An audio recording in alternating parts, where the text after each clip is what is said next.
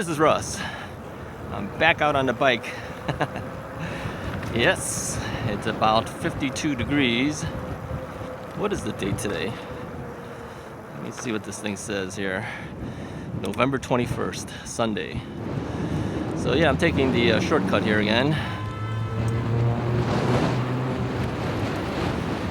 Cutting through the shopping center.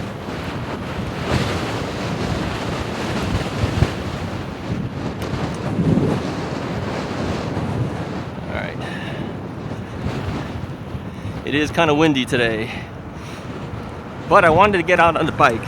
And the reason is because my battery is fully charged. And to store this battery, I really need to get this thing to about 75%, something like that. It's not good to store it over the winter at 100%, and I had charged it all the way up, so I'm going to deplete this battery down a little bit. So I figure since weather was not too bad, still cold, I'll tell you, with the wind blowing up on you, it's kind of cold. I decided to go back out, go back on our 3-mile circular path, and wear it down. Now, of course, the biggest problem coming through here is because you have cars and everything like that coming through. So we gotta wait our turn to go. Now, if I'm sniffling, it's because it is kind of cold.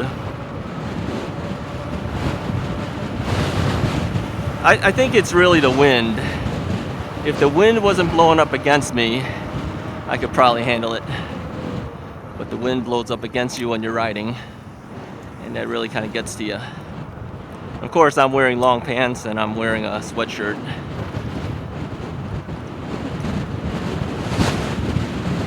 But it does get to you on your helmet because you really don't have any protection for wind up on your helmet.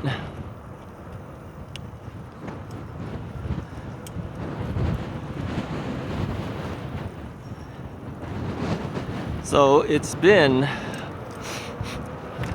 2 or 3 weeks, maybe, since I've been on the bike. 2 weeks? I'm not sure. I think around Halloween time. Yeah, it was around Halloween time was the last time I was on the bike. So yeah, it does feel a little different getting back on it. But at least I'm out on it. Alright, so I've got to go through here, and cars seem to be okay. You always have to be careful of left turn and right turn guys. Those guys will kill you if you're not careful. And we'll hit the button. The button's way over here. There we go. I don't know how many people are on the path. I know that I've seen people walking on the path. I see some people there now.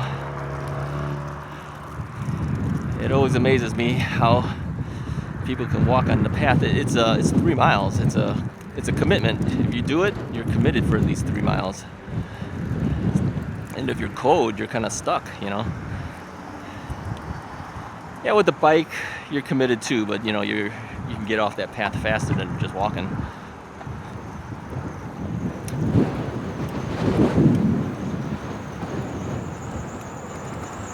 All right, which direction should we go? I think we'll take a left. I wanted to see what the path looked like, really, too, because you know a lot of the leaves are down now. Speaking of leaves, I did the leaves again. Usually, I have to end up doing the leaves at least 3 times. It's because the city removes the leaves from the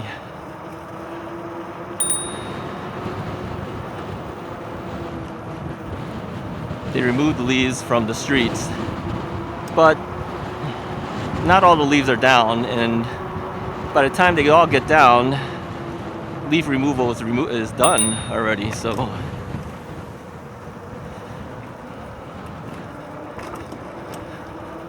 So you have to do it again. And of course, some of your neighbors don't take the leaves off when they're supposed to because they're waiting for their lawn service to remove the leaves. But of course, those lawn services sometimes come in late. So we had our final leaves out on a Monday. It could be good. Well, actually, we did it on a Saturday. Had it ready for the Monday pickup. But of course, the city says Monday, but they didn't pick it up till Thursday. So it just kind of blows back onto your grass after you've moved it out there. And of course, other leaves are coming down from the other trees from across the street and things. And so that's all over your front yard again. So I did it again, and then I did it a third time. So after their leaf removal guys came to do it, I said, I got to go out and do it right away, because if I don't, then the leaves that had blown onto our property is just going to blow right back onto theirs. It's going to go back and forth. So you've got to get rid of it. So I was out there yesterday doing it.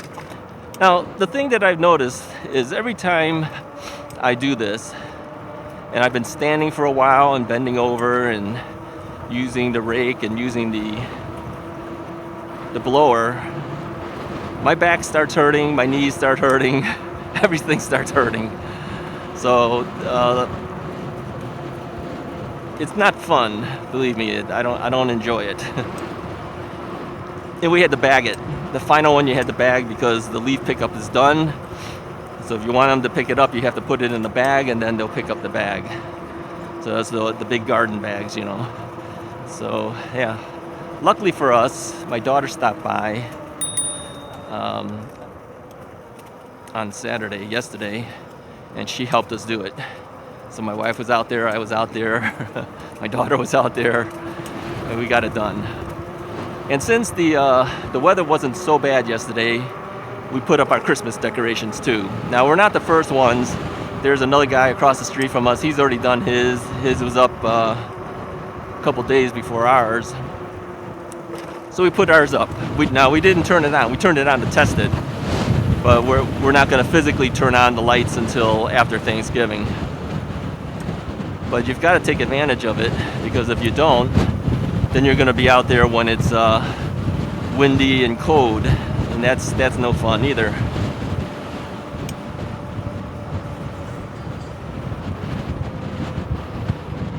All right, so all we see is walkers. We don't see any people on bikes. The walkers are braver than the guys on the bikes, I think.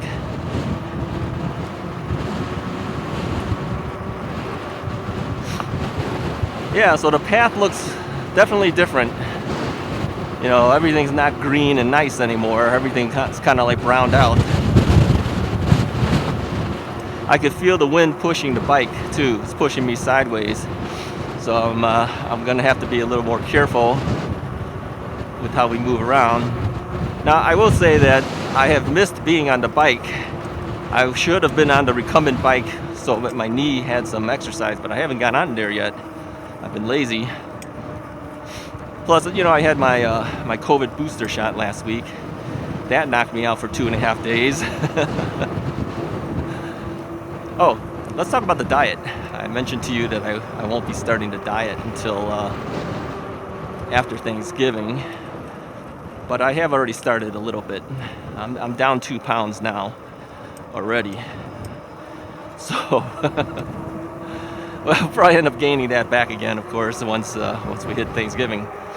But I did smoke up a turkey. I did smoke up a turkey. I had to think about that.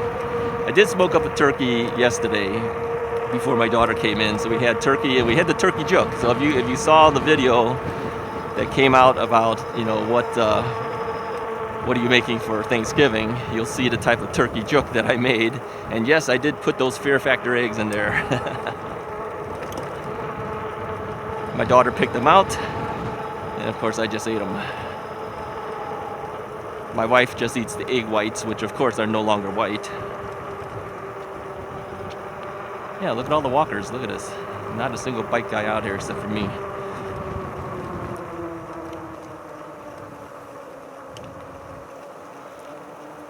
Okay, now we got a problem here. Thank you.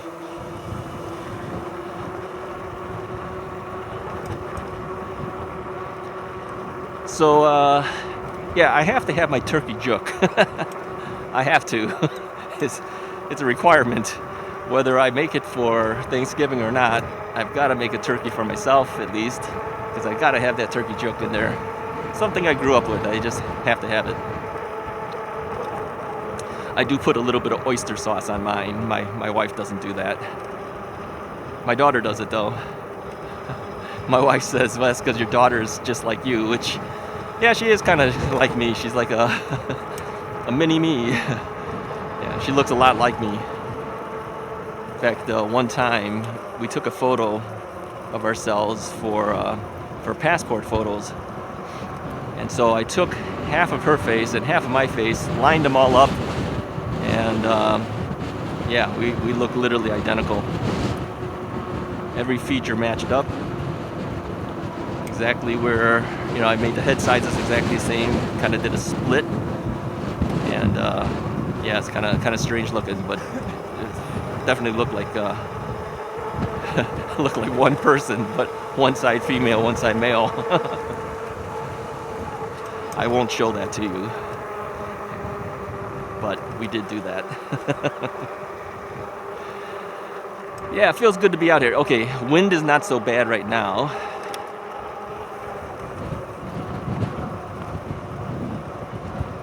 But it'll kick up, I'm sure.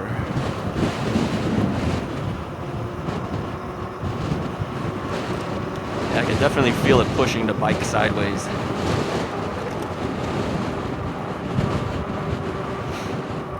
So, what's new with the bike? Let me tell you real quickly what's new with the bike.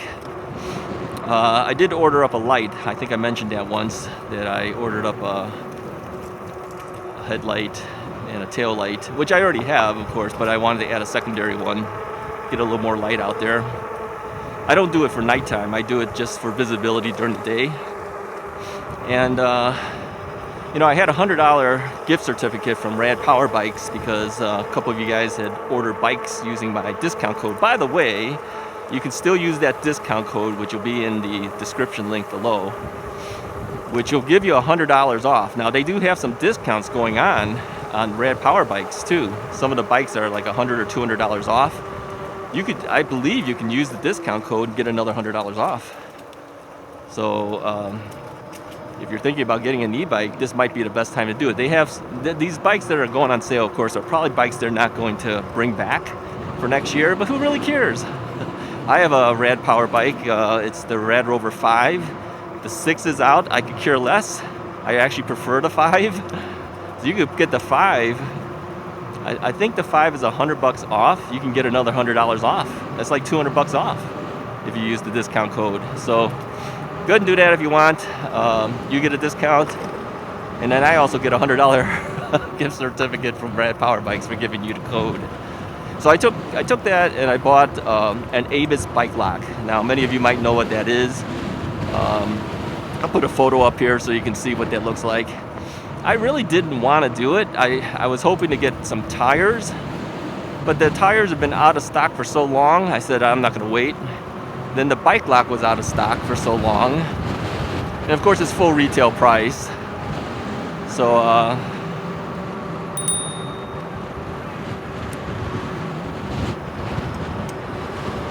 so it was $200. I had a $100 discount, so it cost me $100. Now, you know, I have a big kryptonite chain and lock.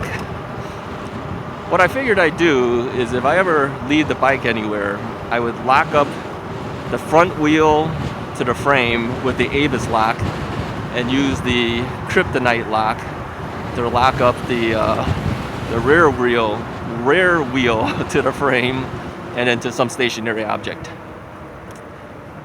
Which means if you're going to steal my bike, you're going to have to saw through two big things. You're going to have to saw through a big chain and saw through the EBike bike lock. Sometimes they say if you make it that difficult for someone to get, they may just give up and say forget it, it's not worth it, because they're going to be out there for a while cutting through two locks like that.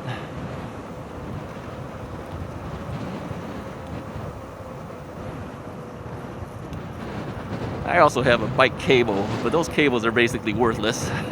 They don't really do much of anything. I might even put that on there too, just to make it even look worse. It'll look like there's 3 locks on there. Well, the cable's not really a lock, it's just something else you could put on, really. The lock will still have to come from the kryptonite chain lock.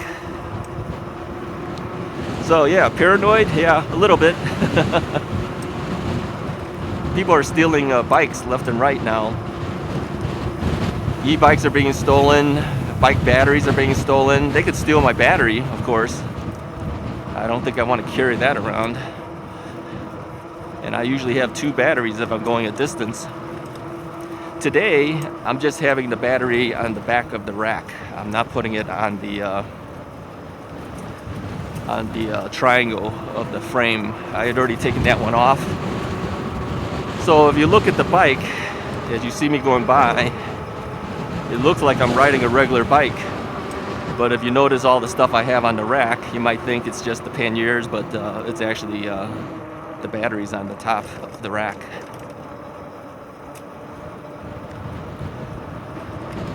But yeah, looking from the side, you would say, yeah, it's just a regular bike. And the bike kind of looks naked without the battery, to tell you the truth.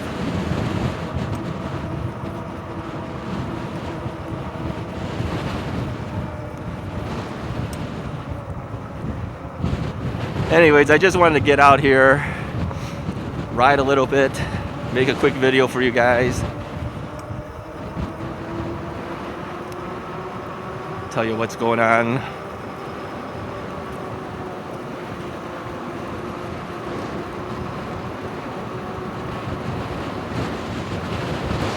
Yeah, it's definitely cold. Now I didn't do the other part of the path that we usually take. I just went directly on this 3-mile circular drive or bike path because it's just too cold. I don't want to go that distance. So anyways, I appreciate you guys still watching and following along. If you like this video, go ahead and hit the like button, hit the subscribe button, and I'll talk to you guys next time.